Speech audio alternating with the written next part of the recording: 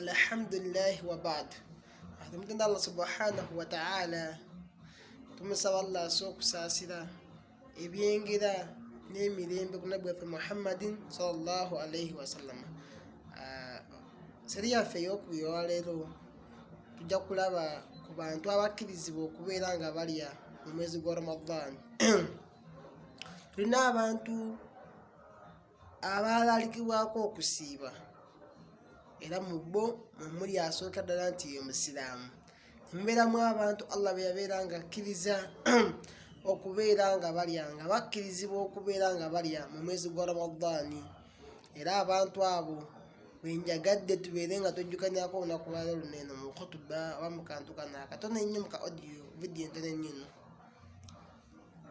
Omuntu asooka akkirizibwa okulya alladhina yubahu lahum alfitru fi nahari Ramadani, oyakkirizibwa okubeera nga alya mu mwezi gwa Ramadani emisana. Mulimu asookera ddala al musaafiru. Musaafiru ye muntu ali mu lugendo, omuntu atambula ali mu lugendo, ddala olugendo olubalibwa ng'olugendo nga lusobola okubeera nga lumukaluubiriza mu kubeera nga asiiba. Omuntu yakkirizibwa okubeera nga alya, si kwekaluubiriza. Aba mu mmotoka zibasesemya emuyisa bubi, beera ng'olya olunaku olwo ogenda kubeera ng'oluliwa nga Ramadani emaze okubeera ng'egwako. Omuntu owokubiri mulimu al maridu. Maridu ye muntu omulwadde.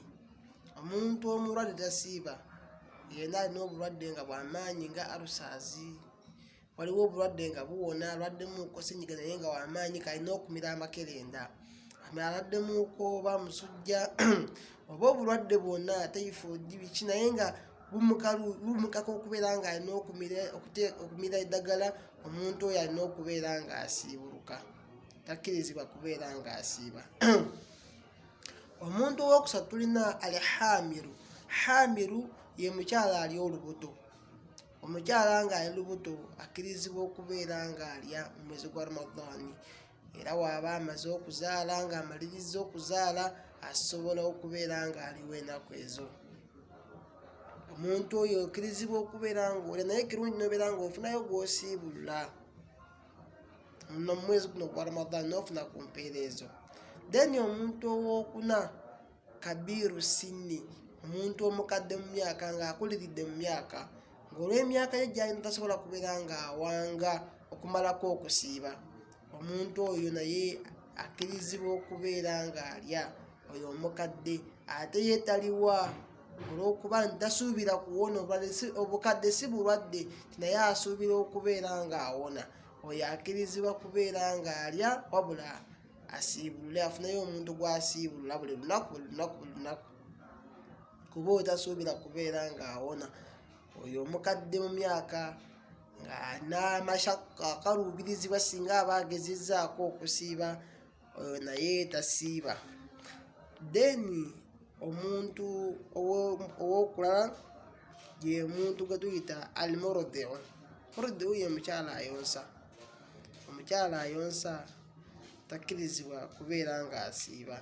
In case ng'okusiiba kuno kuyinza okosa omwana ali mu lubuto, omukyala oyo takkirizibwa kusiiba. Kubanga ajja kusiiba ate amata gabeere nga gatemuli mu mabeere, omwana ayagala okwonka, oluusi akosa omwana. Naye kennyini oluusi okwekosa, omwana amuyonka talina kyaliddeko, so nabeera nga oluusi amukosa nga ye. So omukyala oyo takkirizibwa kubeera ng'asiiba. Naye singa aba alidde olw'okutya okosa omwana, omukyala oyo aba akkirizibwa okubeera ng'aliwa bw'aliisa singa atya okukosa omwana. Naye singa aba atiddeyo kennyini okwekosa nti ayinza okufunamu obuzibu oba okaluubirizibwa, ate awo asiiba busiibi nnaku ezo, taliisa.